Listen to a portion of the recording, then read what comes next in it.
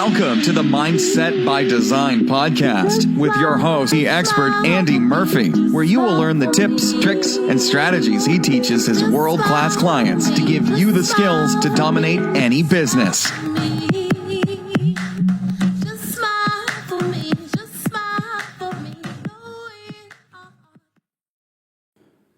What's going on, Mindset by Design crew, and welcome to episode 282. Hope you're amazing as always.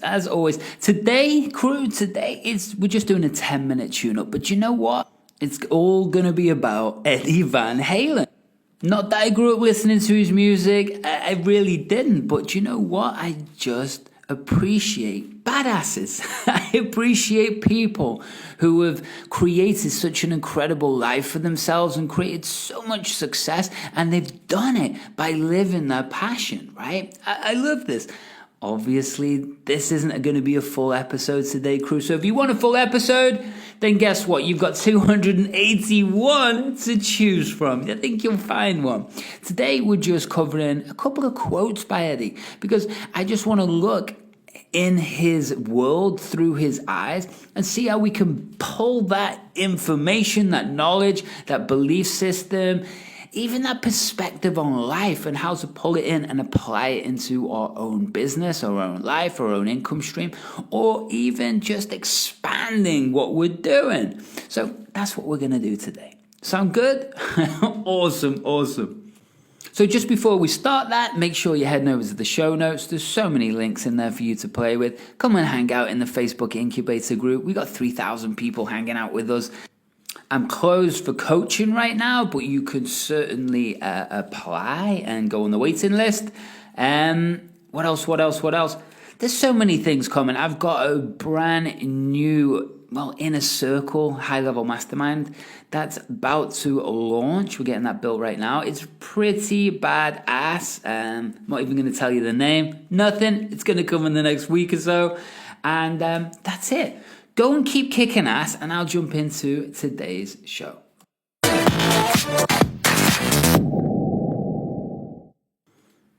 So, crew, for those of you who don't know, who the heck is Eddie Van Halen, right? Well, let's tell you a tiny little bit about him. Well, guess what? He was one of the founders of the band Van Halen.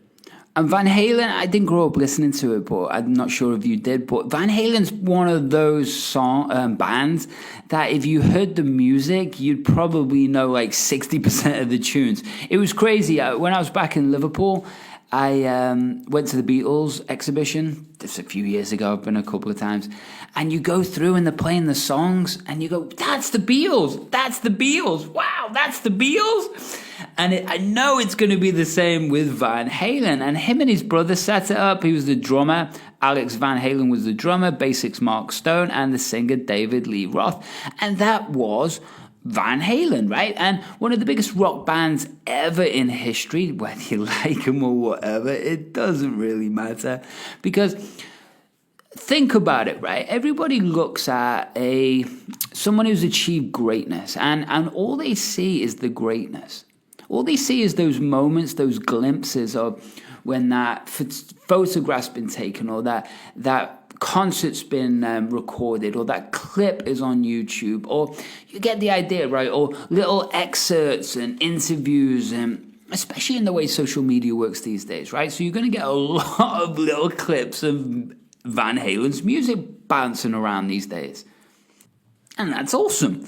But when you start to understand that that person and that band have achieved greatness, their mind was on fire. Do you know what I mean? All the time, their creativity, their belief, their focus, their discipline was at an extreme level. And you might not understand that because they're just rock stars. They're just playing. The thing is, we can get a screenshot, a little sample of their lives. But if we understood the journey that got them there, It's just like everybody else's, right? Anybody who's achieved brilliance, whether that's an athlete, whether that's a rock star, whether that's an entrepreneur, it doesn't matter. It is the same qualities that get somebody to that level of success. So what I want you to understand, when we look in the brain strategies, right, of when we're using neurolinguistics, we're looking at certain strategies. These are behavioral strategies, language strategies, focus strategies.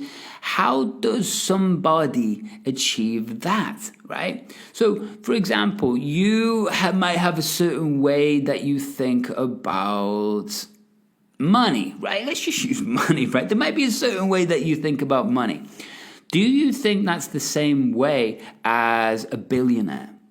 Right? And you might be listening to this and you might be on your way to being a billionaire, and that's cool. But the thing is, there's a certain strategy, right? Certain way you think, certain way you feel, certain way you act, certain expectations, certain focuses, right? Certain belief systems, certain way you take action to achieve that result or get that, get that money, right? Well, that's not the same mindset, right? A pre-programmed version of the world, a mindset that is when they were just starting out. There is growth, right? Massive neurological, chemical, and even, nervous system change. All of these things adapt and evolve, and they get better at putting themselves in alpha states, like peak states. They get better if the crowd isn't good. They get better at communicating as a band. They get better at making the music, organizing it, recording it, promotion, media, dealing with managers, right? Dealing with their own highs and lows, their own ego, relationships, health issues. You get the idea, right? So when we can look at one person, we can do something called modeling. And modeling means that we pull out the exact bits that we want to be like, and we install them in our brain through dropping ourselves into different brainwave frequencies and visualizing this very specifically. That's how we install new behaviors and new ways of thinking, feeling, and acting, right? Makes sense so far? Good. So when we look at these quotes that I'll jump into in a second, I want you to understand where they're coming from. Do you know what I mean? They're not coming from somebody who, like these days on Instagram, on Facebook, and grabs someone else's quote, right? And then, or they make some bullshit quote up and then they put a little picture of themselves or something else and go, yeah, look, I'm brilliant. No. That's just regurgitating other people's knowledge without any absolute deep thought behind it. So when we start to understand that, then guess what? Some of these quotes are going to be powerful, and I want you to play them in your own life or in your own head, in your own life, and then think about how you can implement that perspective. Sound good? Good. We're only going to do a couple, nice and easy. So the first one we're going to look at is, again, something that said, Eddie said, there's a plaque on our wall that says we've sold over 65 million albums. And I don't feel like I've accomplished anything. I feel like I'm just getting started. Right, okay. I'm going to repeat that. There's a plaque on our wall that says we've sold over 65 million albums. I don't feel like I've accomplished anything. I feel like I'm just getting started. Do you have that feeling with yourself? Now, maybe you've sold $65 million of things, and maybe you've sold $65 of things. But the truth is, when you hit a certain level of attainment, doesn't matter what it is, the older I get, I understand this more, right? It's a case of, you never, ever stop the journey. Do you understand that? The journey never stops if you're in alignment. The challenge becomes is everyone looks at 65 as retirement in the corporate 9-to-5 world, which I've been out of a long, long time now. But people look at that, and then the whole life is sequenced towards becoming 65 and then retiring and enjoying life. And so they push through jobs that they don't like. It makes no sense. It makes no sense. When you look at someone like Eddie, right, who's achieved so much, or did achieve so much because he just passed away, right? It's a case of he had that yearning and burning desire inside of him to see what's possible, to expand, to get better at his craft. Do you understand that? That excitement was still burning inside of him till the end. And that's how life must be. That's how business must be. And where you're feeling resistance, or if something's happening with you and you're getting blocked or you're repeating sabotage patterns, then what you got to understand is the thing that changes that is expansion. Understand that? Expansion. So when we can expand your vision into the impossible, then what we do is we train everything in you to make that possible. Does that make sense? Because otherwise we condition ourselves with a boundary or a box that really limits us. And this is the environment, our past, our perspective, our networks, what we're literally inputting into our brain 24 hours a day, 7 days a week, with food, but also, everything around us. Then what happens is that starts to form a structure of our brain, right? And the structure of our brain then becomes our world. And if we're not constantly expanding, the part of the default setting of the unconscious mind is to do what? Well, keep us safe. So if we're constantly playing in safety, then what that means is then we're never expanding and we're never seeing what's possible. Does this make sense? I hope so. So if you're looking at something in your life now, and what is it you need to expand into? Because guess what? If you're like Eddie and have sold 65 million albums and feel like they're just getting started, that is epic, because it means that everything that you're doing is still exciting. Makes sense? So we have to make sure that what we're doing, we're in alignment, right? And I've taught this for like 18 years, this concept, all over the world. There is no such thing as procrastination. There isn't. There's misalignment. That is it. That is it.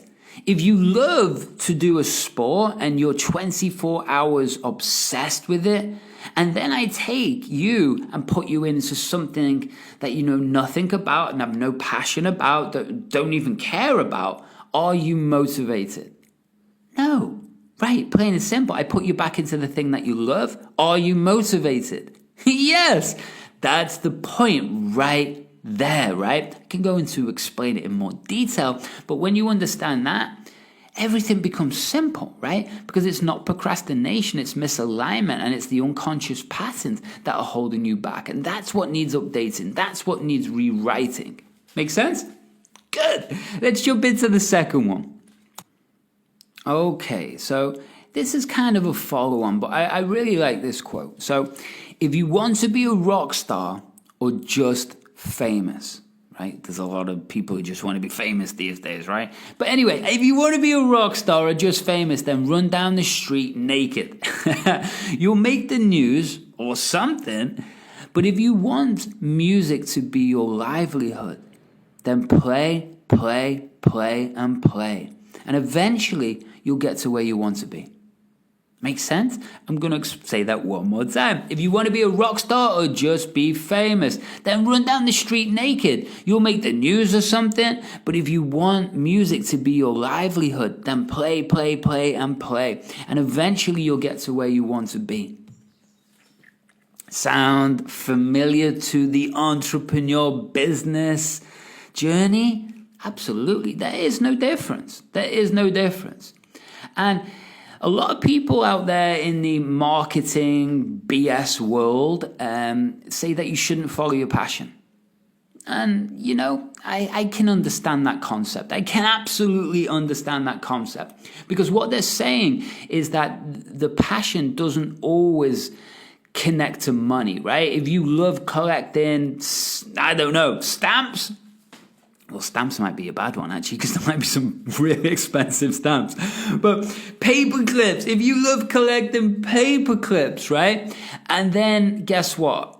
You've got 1 billion paper clips. Well, potentially that could turn into a business too. Do you understand? But what it's saying is that the marketers are saying is that we follow our passion. It doesn't always lead to financial success. And I agree with that, but I also disagree with that. It doesn't lead to financial success if you're still playing the old unconscious programs you were before.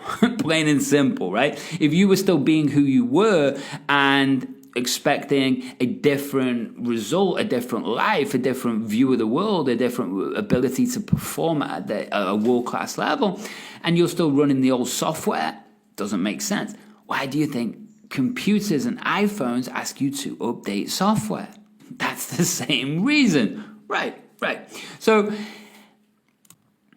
I like to go to Steve Jobs' quote, right? And the only reason that he was able to create what he created was because he truly loved what he did, right? Plain and simple.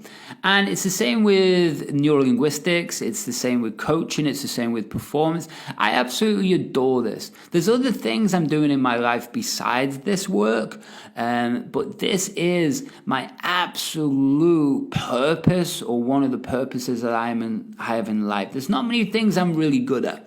Martial arts I'm good at. Traveling I'm pretty good at. But I'm really, really good at what I do in creating change in people's brains and switching them onto a high performance version of them. That's just what I do. And it gives me so much love that eventually I turned it from a passion project into a successful business, right? And again, I'm only just getting started. So where in your life do you need to realign? Where in your life do you need to, expand? Okay, crew. The last one. I'm going to give you the third one. This is supposed to be 10 minutes. I've probably been talking for longer than 10 minutes, so I'm going to keep this short and fast. Okay, I really, really like this quote. This is my favorite. The one thing I do have is good ears. I don't mean perfect pitch, but ears for picking things up. I developed my ear through piano theory, but I never had a guitar lesson in my life except from Eric Clapton's records. Think about that, right? The one thing I do have is good ears. I don't mean perfect pitch, but ears for picking things up. I developed my ear through piano theory, but I never had a guitar lesson in my life except from Eric Clapton's records. So think about that in today's world. You're here listening to this for a reason, right? This is why you're listening to this episode, this podcast, to me. You're connected to me for a reason, right? You want to achieve that next level. And the thing is, this is free, right? This is free. And that means there's so much content out there right now that is free. And that's a great thing. But my point with this quote is, imagine if he did go and have guitar lessons off Eric Clapton. Right? Do you think he might have got even better? We'll never know. But if you go and hang around with mentors, guess what's going to happen? You're going to get better. So, crew, hopefully that's give you a little bit of motivation, drive, and passion today. I'm ready to take some action and, go and do just that. Head over to the show notes. Connect with me any which way you can. You want to have a chat? Let's just apply. And I've got so many different programs running right now, and I'd love you to be a part of one of them because it will create change like you have no idea. If I can do it with royalty, NBC celebrities, world champion athletes, 10-figure CEOs, startups, or someone just having an idea, or someone who needs their mojo back, then guess what? Scientifically, I can help you too. So hit those show notes up. Much love, and I will see you on the next episode. Until then, have an amazing week, and oh yeah, one more thing. Why don't you smile for me? Thanks so much for listening to today's episode of the Mindset by Design podcast with your host and NLP expert, Andy Murphy. We'll catch you next time.